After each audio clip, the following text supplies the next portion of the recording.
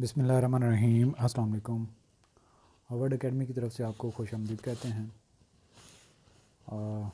आज हम अल्लाह से दुआ है कि अल्लाह पाक हमारे इल्म में इजाफ़ा फरमाए। आज हम जो इंट्रोडक्शन टू बिज़नेस का टॉपिक पढ़ने जा रहे हैं वो है जॉइंट स्टॉक कंपनी, और इसके फ़ीचर्स का आज हम जो कवर करेंगे कि इसके मेन जो कैरेक्टरिस्टिक्स हैं, फ़ीचर्स हैं, या जो मेन इसकी क्वालिटीज़ है उन पे हम बात करेंगे।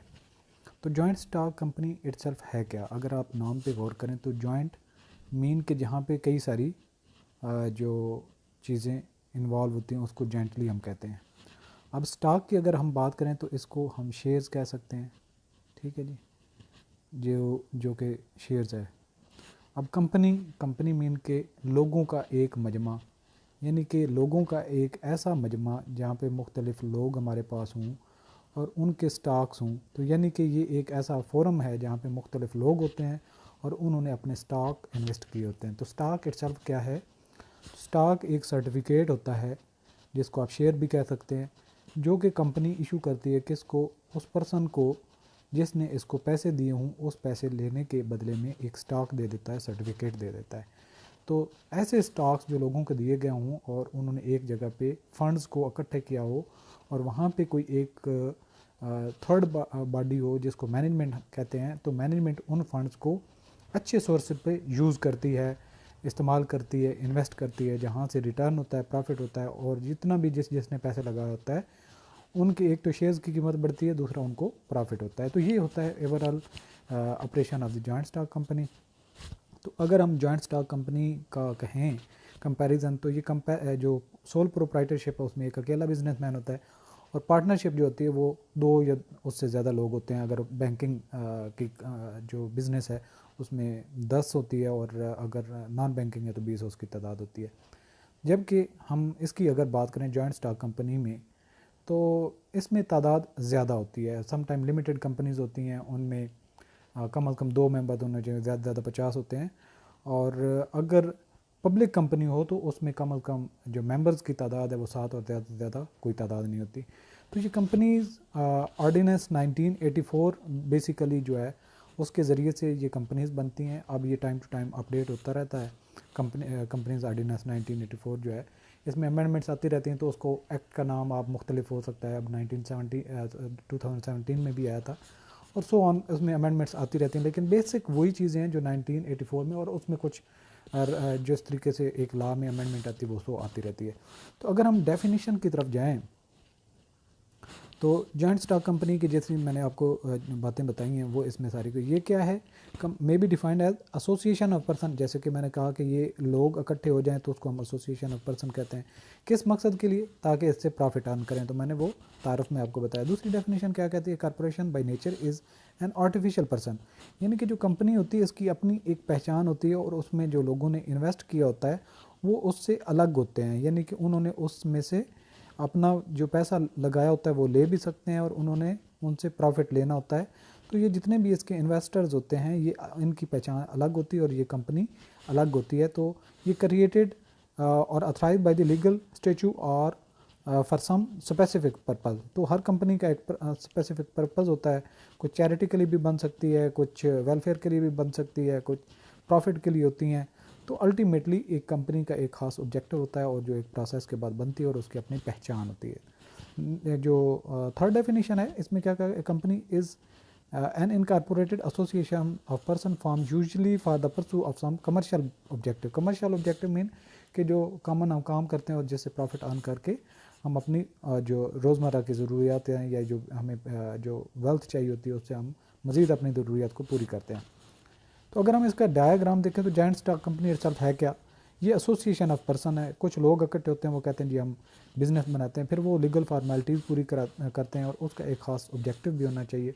जब ये सारी चीज़ें डिफ़ाइन हो जाती हैं तो ये एक जो यहाँ पे ये सारे प्लेटफॉर्म पे इकट्ठे लोग हो जाते हैं एक लीगल स्टेचू के प्रोसेस से गुजरते हुए ख़ास ऑब्जेक्टिव हासिल करने के लिए, तो इसको हम कहते हैं जॉइंट स्टॉक कंपनी।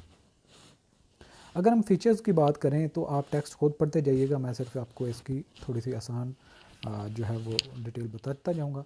ये क्रिएशन ऑफ लॉ यानी कि एक सोल प्रोप्राइटरशिप पार्टनरशिप बिजनेस है, तो उसमें ज़रूरी नहीं है कि आप जो है वो कोई लॉ फॉलो करें, बल्कि एक पैटर्न है उसको आपने फॉलो करना होता है।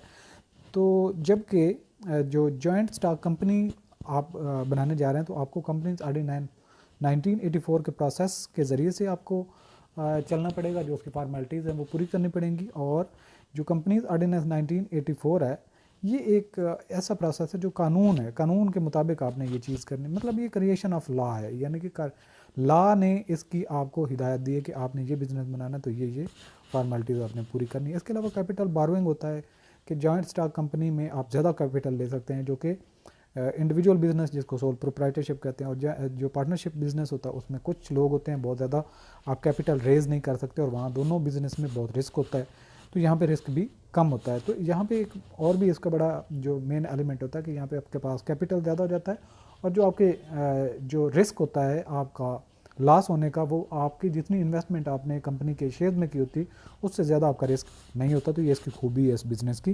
तो सेपरेट लीगल एंटिटी है, यानी कि जो इसमें इन्वेस्टर्स हैं वो उससे अलग होते हैं, और इसकी अपनी पहचान होती है, इसका एक अपना नाम होता है, अपने नाम से ये मुख्तलिफ जो चीज़ें हैं डील कर सकता है थ्रू अपनी मैनेजमेंट। ये जो इसका हेड ऑफ होता है, चीफ एग्जीक्यूटिव ऑफिसर हो सकता है या फिर जीएम हो सकता है, जो भी हो उसको नाम देते हैं आप। अच्छा, इसके बाद है लीगल पर्सन, यानी कि जिस तरीके से एक इंसान होता है, इस तरह कंपनी की भी अपनी एक पहचान होती है, नाम होता है, इसकी अपनी स्टैंप होती है।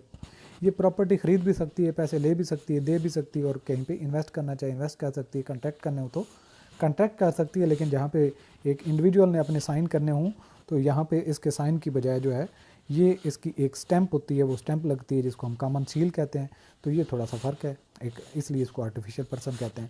इसकी लॉन्ग लाइफ है, एक अगर हम प्रोप्राइटरशिप बिज़नेस की बात करें तो वो एक बंदा बिज़नेस करता रहता है, जब उसकी लाइफ ख़त्म होती है तो वो बिज़नेस भी ख़त्म हो जाता है। इसी तरीके से पार्टनरशिप भी ख़ास मकसद के लिए, ख़ास ऑब्जेक्टिव और ख़ास टाइम के लिए होती है। जब वो ख़त्म हासिल कर लिया जाता है तो वो अमूमन वो भी ख़त्म हो जाता है।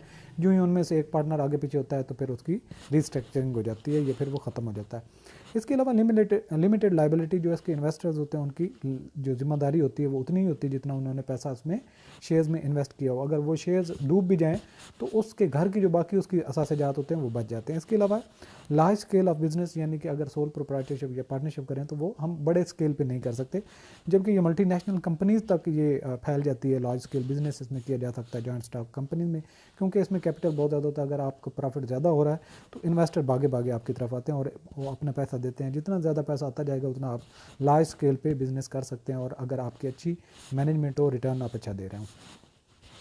इसके अलावा मैनेजमेंट ऑफ कंपनी, यानी कि कंपनी के जो इन्वेस्टर्स होते हैं वो अलग होते हैं, जो पैसा देते हैं, और उसको मैनेज करने वाले, उस पैसे को इस्तेमाल करने वाले, कहाँ से हमने पैसा उठाना है, कहाँ पे इन्वेस्ट करना है, ताकि हम जितने इन्वेस्टर्स हैं उनको रिटर्न दें, और इतना रिटर्न दें कि बाकी मार्केट से रिटर्न उनका ज़्यादा हो, तो तभी वो बाकी इन्वेस्टर आएंगे। तो उनके शेयर्स की कीमत बढ़ती है तो भी उनको फ़ायदा होगा अगर उनको डिविडेंड सालाना दिया जाता है, यानी कि जो कंपनी प्रॉफिट अर्न करती है उसमें से कुछ ना कुछ उनको प्रॉफिट दिया जाए, तो उसको डिविडेंड कहते हैं। तो इस तरीके से ये बिज़नेस चलता रहता है। नंबर ऑफ़ मेंबर, जैसा कि मैंने पहले बताया कि अगर आपकी लिमिटेड कंपनी है तो उसमें मेंबर की तादाद कम से कम 2 और ज़्यादा 50, और पब्लिक कंपनी है तो उसके कम से कम 7 और ज़्यादा की कोई तादाद बाउंड नहीं है। इसके अलावा ट्रांसफ़र एबिलिटी ऑफ शेयर्स, यानी कि मैंने इन्वेस्ट किया कंपनी के अंदर, अब मैं चाहता हूँ कि मुझे इसमें से इतना रिटर्न नहीं आ रहा, तो मैं अपने शेयर्स को बेचना चाहता हूँ, तो मैं बेच सकता हूँ, मैं ट्रांसफ़र कर सकता हूँ, मैं किसी को आगे बेच सकता हूँ थ्रू स्टॉक एक्सचेंज। ये जो एक मैकेनिज़्म प्रोसीजर बना हुआ। अच्छा, इसके बाद है ट्रेड एग्रीमेंट, यानी कि जिस तरीके से एक इंडिविजुअल आपस में बिज़नेस करते हैं और एग्रीमेंट करते हैं, इस तरीके से कंपनी को भी जो कंपनी के मैनेजमेंट को कहीं नज़र आया कि यहाँ पे हमें प्रॉफिट होगा, यहाँ पे हम इन्वेस्ट करें, तो कंपनी की मैनेजमेंट जो है वो वहाँ पे कॉन्ट्रैक्ट करती है, एग्रीमेंट करती है, तो वो कंपनी के नाम से करती है, यानी कि कंपनी की वहाँ पे सील लगती है, कंपनी की स्टैंप लगती है। आगे चलते हैं तो बात करते हैं तो purchases and sale of property. जो कंपनी अगर कहीं पे और बिज़नेस को एक्सपेंड करना चाहती है तो नई प्रॉपर्टी ख़रीद सकती है, बिल्डिंग ख़रीद सकती है, और अगर कहीं पे बिज़नेस को इसने शिफ्ट करना हो तो उसको बेच भी सकती है, जो इसके नाम पे पहले चीज़ें होती हैं। इसके अलावा जो कंपनी जितना भी रेवेन्यू अर्न करती है, प्रॉफिट अर्न करती है, उसमें से जो टैक्स पे करना होता है ये कंपनी ने खुद ही पे करना होता है। इसके अलावा इसका एक खास ऑब्जेक्टिव होता है, कंपनी जिस ऑब्जेक्टिव के लिए बनी होती है वो ऑब्जेक्टिव इसने मीट करना होता है, और इससे जितना प्रॉफिट अर्न होता है वो शेयर होल्डर को डिस्ट्रीब्यूट किया जाता है। उसमें से कुछ हिस्सा जो दिया जाता है उसको डिविडेंड कहते हैं। बाकी कंपनी कुछ प्रॉफिट अपने पास रख लेती है ताकि इमरजेंसी में कभी ज़रूरत पड़े तो फंड को इन्वेस्ट अच्छी जगह पे कर दिया जाए। इसके अलावा गवर्नमेंट का कंट्रोल होता है, गवर्नमेंट के जो लॉज पॉलिसीज़ प्रोसीजर्स होते हैं वो फॉलो करना लाजमी होते हैं। ये नहीं होता कि अंधाधुंध जो है वो सोसाइटी को ख़राब करे या कॉरपोरेट सोशल रिस्पॉन्सिबिलिटी को इग्नोर करते हुए लोगों की जानों को नुकसान होता जाए धुआं की वजह से या केमिकल की वजह से। तो इसलिए गवर्नमेंट का जो कंट्रोल होता है, टैक्सेस वगैरह कलेक्ट करने होते हैं, बिज़नेस वो करना होता है जो लीगल हो। तो जितने भी गवर्नमेंट की हिदायत या फिर लॉज होते हैं उनको ओबे करना इसका ज़रूरी होता है। इसके अलावा इजी मोड ऑफ इन्वेस्टमेंट, यानी कि अगर आप इसको कंपनी में इन्वेस्ट करना चाहते हैं तो आप सिंपली पैसा लगाएं और उसके स्टॉक्स खरीद लें। अगर आप 10,000 लगाना चाहते हैं 100 बिस्मिल्लाह 10,000 लगा लें। अदरवाइज़ आप 5,000 10,000 का बिज़नेस नहीं कर सकते या उसमें से आप रिटर्न नहीं हासिल कर सकते। लेकिन आप किसी कंपनी के शेयर में अगर 10,000 10 लाख 10 करोड़ जितना भी इन्वेस्ट करना चाहते हैं आप कर सकते हैं, यानी कि ईजी मोड ऑफ इन्वेस्टमेंट होता है, ये प्रोवाइड करती है शेयर्स की शक्ल में। इसके अलावा इसकी अपनी कॉमन सेल, जैसा कि मैंने पहले कहा कि एक ज़िंदा इंसान जो होता है वो अपने साइन करता है, जबकि अगर हम बिज़नेस की बात करें तो वो एक उसकी कॉमन सील होता है, यानी कि कंपनी का एक नाम आएगा, उसका एड्रेस वगैरह जो भी उसकी जो डिटेल होगी वो स्टैम्प एक बनी होती है, तो उसको हम कॉमन सील कहते हैं। तो आज का लेक्चर यहाँ पे ख़त्म करते हैं। उम्मीद करता हूँ कि आपको अंडरस्टैंडिंग हुई होगी। अगर आपका कोई क्वेश्चन हो तो आप हमें कमेंट्स कर सकते हैं। Thanks for watching. खुदा हाफिज़।